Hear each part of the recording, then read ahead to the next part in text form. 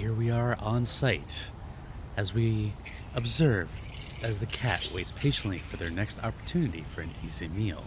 But what's this? A wild cinderess appears?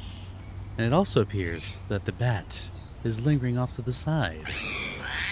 The cat notices the cinderess. This can't be good. And in the apparent scuffle, we can only hope that the cinderess makes it out alive.